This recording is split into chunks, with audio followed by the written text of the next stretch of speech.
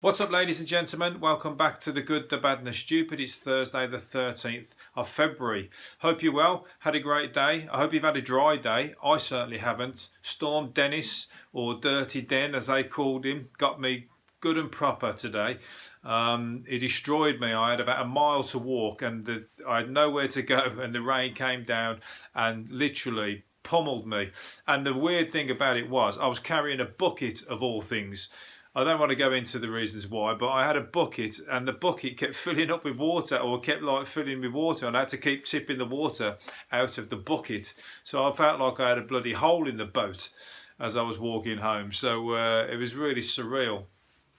I mean, there was nothing to hide under. I tried to get into somebody's porch, but it was driving rain, and the rain was coming in the direction of everywhere I tried to sort of hide from. So in the end, I thought, I'm wet now. I might as well just bloody deal with it, So when I got home, all my money was soaking wet. There's a letter in there that I don't know what the letter was, but it's no longer a letter. Let's just say it's like when when you put something in the washing machine, it comes out like mush. It was like that, so I hope it wasn't important. I think it was my insurance. Anyway, maybe I won't be insured until I get another one soon sent out to me. And there's more to come. 72 hours of torrential rain is on the way, so look forward to that. In the positive side of it, I decided to do nothing else all day after that. I decided, right, that's it. I'm not going out for the rest of the day. I'm taking the executive decision and taking the rest of the day off. So for that, I thank you, Dennis. Although I didn't make any money, but never mind. Oh, and the big news, or the news of yesterday, wasn't really the big news, but the news was Jeremy Corbyn slammed Boris Johnson, caught him a right curveball. It got him really good because Boris Johnson's face looked like somebody had pulled his trousers down from behind and kicked him in the backside. Basically, Jeremy Corbyn. It was basically around the deportees that are going back to the Caribbean, and he called out Boris Johnson for Class A drug taking and being born in the US, being a Class A drug taker, and also for what was he basically agreed to pass on somebody's details for somebody who wanted to beat up a journalist and give them a couple of black eyes, and he called him out on all these things over the dispatch box. And Boris Johnson, you can see the look on his face, he thought it was so underhanded, but it was true, and he was basically pointing out that he's given different privileges to one particular black boy that's been sent back to the Caribbean based on one drug charge, which apparently a lot of them are, and also the fact that he was part of a county lines drug gang, so he was groomed into it. So, and he was highlighting the fact that these people shouldn't have to face deportation, and shouldn't the Prime Minister be deported, should I say, on the back of his history. But yeah, he didn't like it one bit. And thinking about and talking about Boris Johnson, who had a gift of a £15,000 holiday in Mustique in the Caribbean. So, he likes to go over there on his holidays, but apart from that, he likes to send criminals, deport criminals back over there like it's some kind of, criminal colony or something or other. But there's a picture of him in the paper on a boat out on the water or something or other, and they're enjoying the sun. But he's got like a blue shirt on, like a work shirt, like an everyday work shirt that anybody would wear, that kind of light blue, and he's got it tucked into like Bermuda shorts. It's a crime. That is a crime. They should have kicked him off the fucking boat into the Caribbean himself for that. He should be deported for wearing. He had like a normal work shirt tucked into Bermuda shorts. I've never seen anything like it. It was like the fashion faux pas of the fucking. Everyone taking the piss out of Jeremy Corbyn for his clothes and stuff, but I've never seen anything like that. Boris Johnson's going to have some. There's going to be more to come from his fashion catalogue, should I say. They got Giacomo. There'll be another one coming out called Bojo, and it's all the wrong sort of how to sort of mix and match the wrong clothes together, and he's the chief of it. So, like, as I said, they should have kicked him off the boat and deported him. Maybe not to the Caribbean. They wouldn't want him in there with that style. They've got fucking some kind of good, at least got some kind of good style of music and clothes, and they wouldn't want somebody coming over and fucking walking around like that. In fact, it'd be an embarrassment to the tourists, even the tourists who look like shit with their pulled up socks, and like the cowboy hats and stuff like that, and the cameras all wrapped around them and bum bags and whatever. It'd even embarrass them. Even they wouldn't want to walk alongside him. So yeah. Anyway, but on a serious note, it's one rule for one and one rule for another. That's what the point Jeremy Corbyn was getting at, and it is. And obviously, serious criminals kicking the fuck out, you know what I mean? But when somebody's made an error, and it was years ago, and they've like sort of wronged their rights, righted their wrongs, beg your pardon, then they should be given another chance. Anyway, let's move on to. There was a guy who was there was a brilliant. It wasn't brilliant for him, but it was a thing that was going around on Facebook of a guy smashing up the fucking betting shop. He'd obviously lost all his money in the betting machines and whatever. But I've seen people putting their money into those, those machines that I don't even know how you play them. There's no kind of skill to them. I don't know what they're called now, but you put the money in. But a £20 note's gone in like 5 minutes. Not even that. You're pressing the button like this, and it's doing it. But there's no skill on how to play it. And I've been with somebody who swallowed up £100 of his money. Luckily, he won some back while I was there, but he went to the cash point twice. And anyway, it must have happened to this guy in this betting shop, and it just shows the dangers of using those machines. And he picked up the chairs, the big metal chairs, and put it through all of the machine front faces of the machines, just smashed them all to smithereens, and then went back to them and ripped them off the wall and threw them on the floor. He destroyed the place, and unfortunately, he's going to get done for that. But for that moment, he was like a king of his situation, because he thought, "Fuck you! You've just took all my money. I'm going to cost you the equivalent of what you've just took off me." Because they're addictive, and there's no way you're going to end up coming out of any of those machines with any money. Not in the long run, anyway. So he just destroyed them, and maybe that'll draw a line under it for him, and he won't touch him again. He won't be allowed to touch him again. He's been banned from any betting shop surely after that. Avoid at all costs. That's what they were trying to put a cap on it, weren't they? So make it so it's only minimum £2 a go, because these ones must have been swallowing up fucking £20 notes off him. Anyway, Ewan McGregor says he quit the UK after becoming fed up posing for selfies with fans. He said that he moved from London to Los Angeles, saying, "I'm always happy to speak to people if they want to come up and talk to me about my work. I really am, but it turned into just doing selfies for people, and there's no conversation and no communication. So they don't really give a shit. They just want to get that photo to send it to their mates. You know what I mean? They don't really give a toss about him. So don't get doing that to me when I get big and famous. Don't get sort of abusing me. I want some conversation. I want you to ask me about how I did it, how I became so big." And I don't do selfies anyway. I don't even fucking ask people for selfies. I wouldn't want to have the only time I've ever done it was David Dickinson. I spoke on it before, but I did that for a joke. Pretty much what people are doing to Ewan McGregor, but he's not as much of a caricature as or a character as fucking David Dickinson, is he? Anyway, so he's got all grumpy as an actor now, and he's gone off to LA where all the actors live. And they must be able to walk around there with no bother. People must just like, not really. It's so, it's probably like way down the pecking order. They want to like a Robert De Niro to walk past or something for anybody to really blink bat an eyelid. Probably good. It's a pain in the arse, but it'd be horrible to be famous, I think. You know what I mean? Or, like that guy, there's a guy in the, when he's on Strictly, Kelvin or something or other, there's a guy who's been photographed or been pictured out with his dance partner. The Curse of Strickland. He's been out at 3 o'clock in the morning with his dance partner.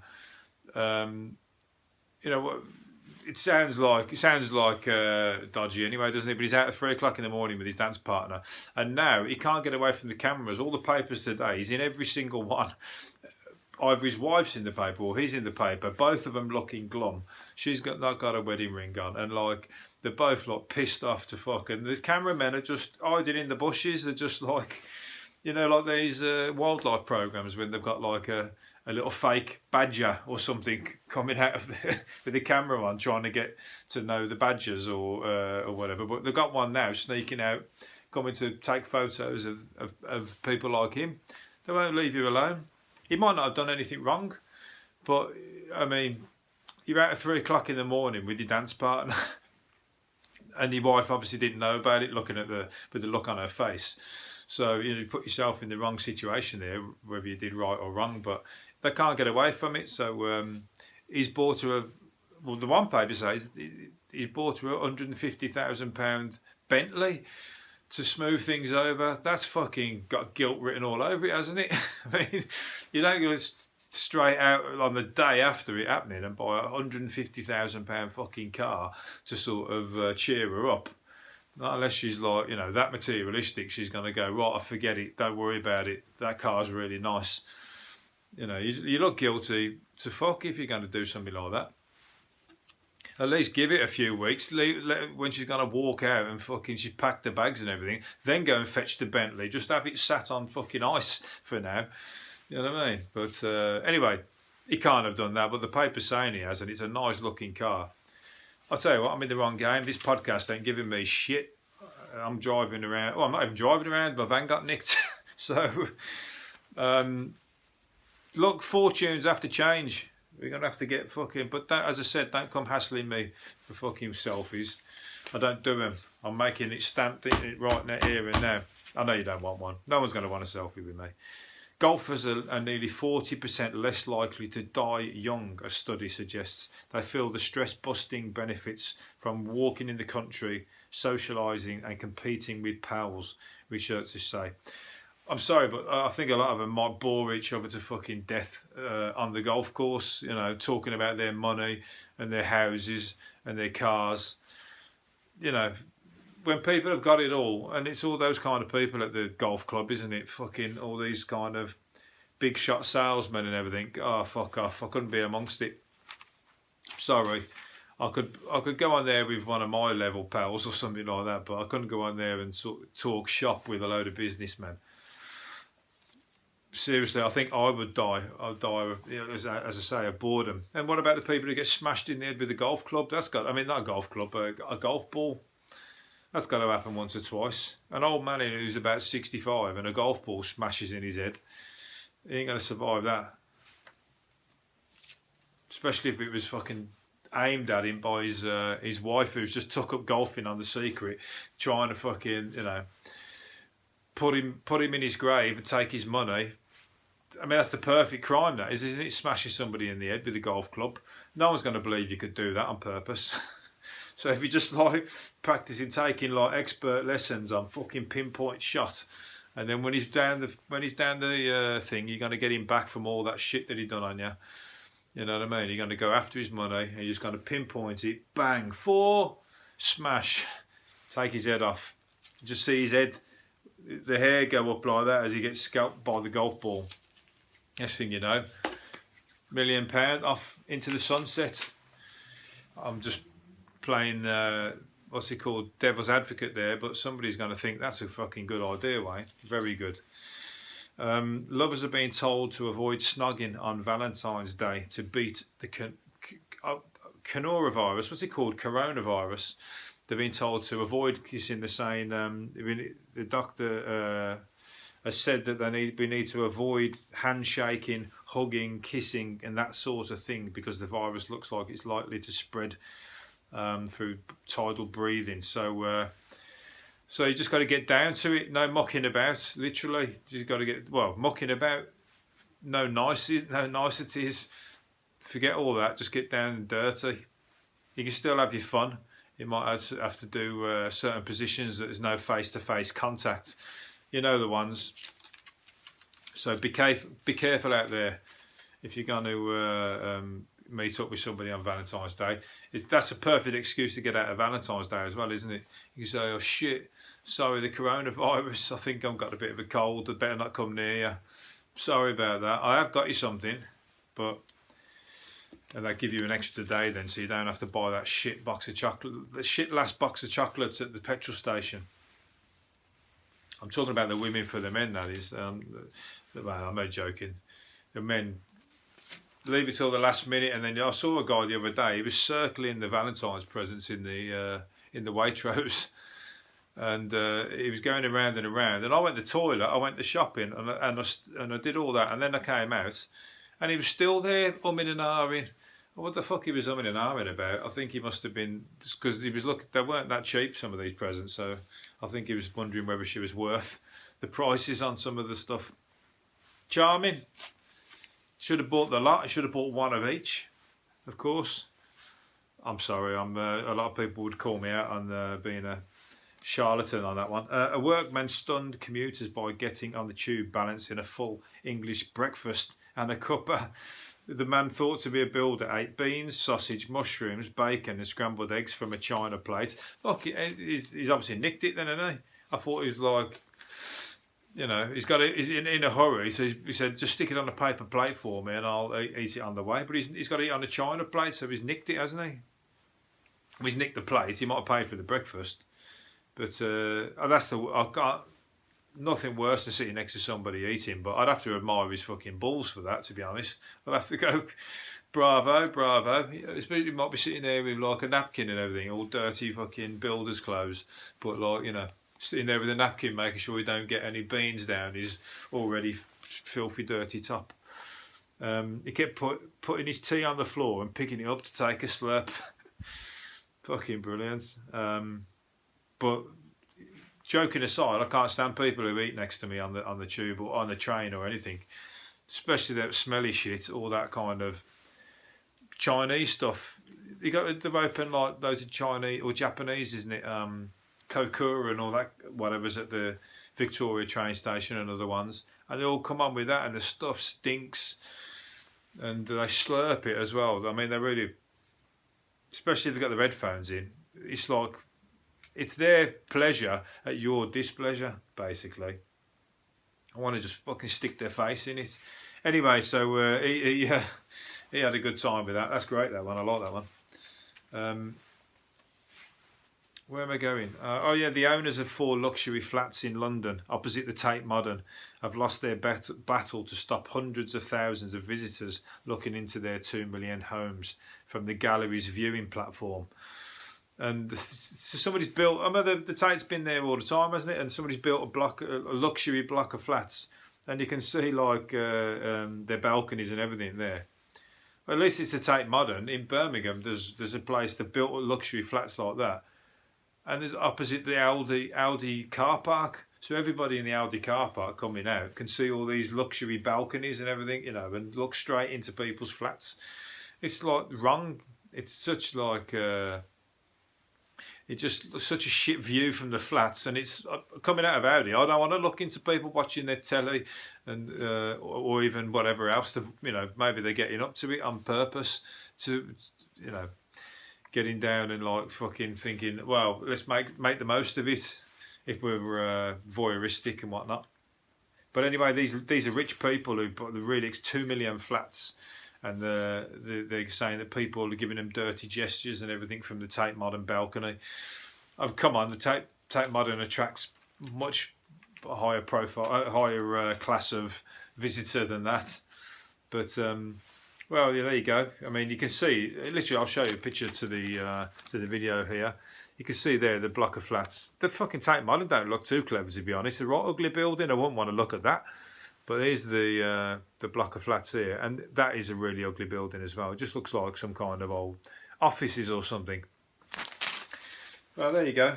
You're fooling your money if you bought there. You should have just gone and bought a cheaper place, because they ain't worth 2 million. No chance. Most places aren't, are they? So, you know, you flashed your cash and you ended up with people going like that off the balcony of the Tate Modern. Posh people walking around going, yeah, this is a really nice, but I like this one.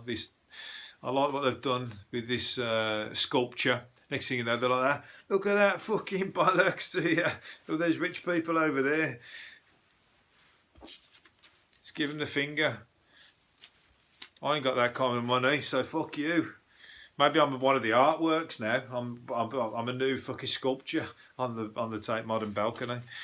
Probably win as well.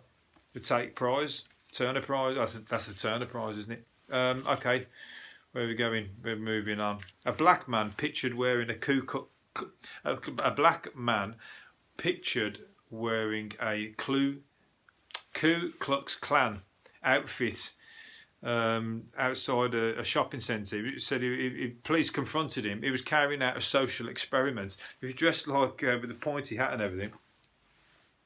And he stood outside a Target store at the mall in Virginia on Tuesday afternoon in the costume of the white supremacist hate group. I'll tell you what, it's a clever... I mean, obviously, fucking... On one side, you could end up getting your head punched in on off somebody who, like, you know, who's supporting, you know, against racism, basically. But then at the same time, he's probably got people walking past going, I like your style, mate. Yeah, I like what you're doing. It might be people that he knows because they won't know who he is behind the hood. And people walking past going or giving him the whisper, going, "Keep it up, fella. I like it. You got some balls, and fucking hate those black people and fucking all these people. Get these people out of our country." So I wonder if there's anybody who knows walk past going, you know, I'm a member. What's your name? Let's swap numbers. Let's go for a drink sometime. So it's clever, but it's obviously a bit underhanded, a little bit. Where was it going? Oh, silly burgers. Hundreds queued at a McDonald's in London's Leicester Square yesterday to get a limited edition Big Mac dipping pot. That is a Big Mac dipping pot. What the fuck? Hundreds queued. Like, I mean, if you're one of those people that queued for a dipping pot, then you're a loser of the highest order. I mean, what the fuck is that going to benefit you? You're going to like save it for years until it might be worth some money in the future. I can't think of anything out of McDonald's that I would ever queue for. Maybe fucking, you know, no, there's absolutely nothing that would come out of there that I would even give any money for. I have done in the past, but I've changed my ways, and I've never liked it, to be honest with you. But after seeing that one thing that guy had one in his garage for 25 years and it never changed, it never looked any difference, it just fucking put me off anything to do with that place. Or was it Jamie Oliver as well did something when he showed all the goo and all the put ammonia, and it's only when they wash it with ammonia that it goes from being edible, from non-edible for human consumption to edible. And it's the mixing it with ammonia or these other chemicals that makes it go from non-edible to edible for human consumption. And then it's been washed in fucking ammonia. So, you know, good luck with it. Queue up, chat with the like-minded people there. Well, anyway, there's again a fall in his money, and that's a fall. How much is that? It's probably about 50p, and he's still a fall in your money buying that at that price. Right, I'm going to finish up on maybe one more thing. No, a painting believed to be worth 8.4 million has sold for £30,000 because the seller could not afford to have it officially certified. The work, thought to be by Edouard Manet, was thought to be was bought in Poland in World War II, and then anyway, the new owner will now have it tested for authenticity.